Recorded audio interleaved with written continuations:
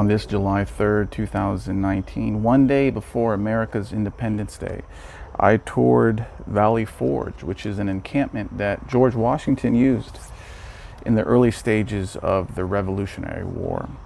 And here is a pamphlet given by the federal government. It's a national park. Let's see what the federal government has to say about Valley Forge.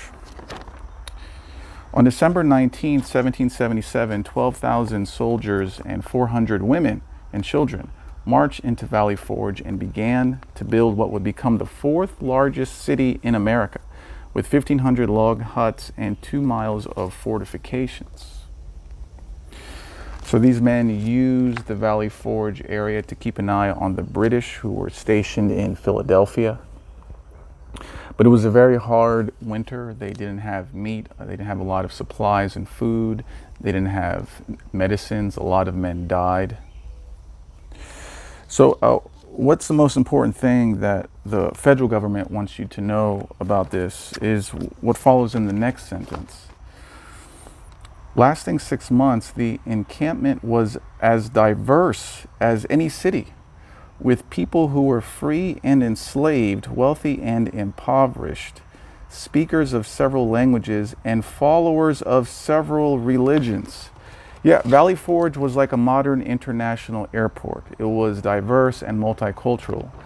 It doesn't matter that George Washington owned slaves.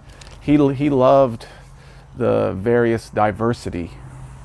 So this is the revisionist history that the government is starting to push. You know, I thought more about the founding of the United States. Who did they fight against? They fought against the evil British, the oppressors, the King of England. Who did the King of England serve under? God. The King of England served God's will. And here, these Americans created propaganda through Samuel Adams. Samuel Adams was basically the CNN of his day, saying, we're the victims. The British are hurting us. The taxes are too high, even though after the Revolutionary War, taxes were even higher. So they created this victim narrative that the British, the king who is serving under the God's will is hurting us. We need to kill and fight. So this is a fighting authority, fighting godly authority. Now, of course, the king is man and he is prone to errors and so on, but he is the authority figure. And the revolutionaries made excuses to fight him. And who was their God? Who was the God of George Washington? It was not God. It was the Freemasons. Because if you know anything about the Freemasons, is that they have to declare an oath to their secret society above God. This country was not founded upon God. It was founded upon a group of people who wanted power over everyone else and who overthrew godly authority. This country was founded wrong. That's why it's going wrong. Here I bought a copy of the Declaration of Independence and the Constitution. And let me read a little bit of the Declaration of Independence. What are we freeing ourselves from? We hold these truths to be self-evident, that all men are created equal, that they are endowed by their Creator with certain unalienable rights, that among these are life, liberty, and the pursuit of happiness. Wrong. There is nothing in the Bible or the teachings from the apostles that say the purpose of your life is to pursue happiness and liberty. Nothing. This is a heresy.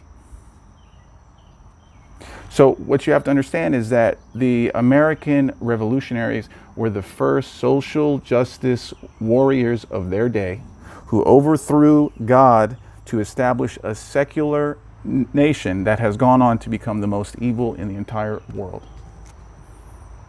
You establish a secular nation that's wrong, don't be surprised if it goes wrong. Let's continue.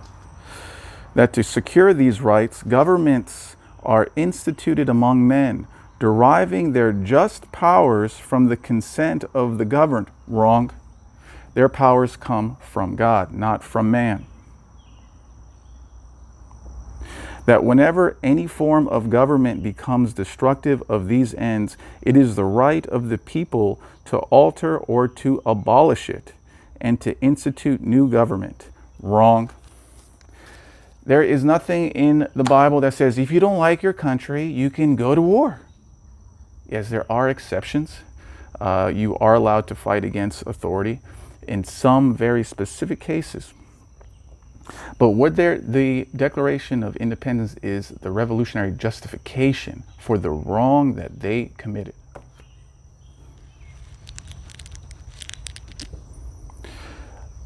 I have to be clear that the United States was founded as a secular country, secular. Now, of course, they had "in God we trust" and so on, because they knew they had to include that, because most Americans at that time were godly people. So they had to throw them a bone, but their God was not God. Their God was the Freemasons, was their elite club that they wanted power,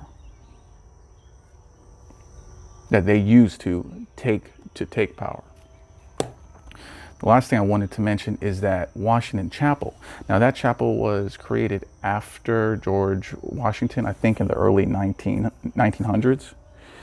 And I looked on the outside, I was like, this chapel looks nice. I'm gonna go inside, maybe I can pray a bit. I sat down in the pew and began praying. And then I got an instinct that said, Roosh, look on the floor. And I looked on the floor, and what do I see? A checkerboard pattern. Checkerboard pattern is the pattern of the Freemasons.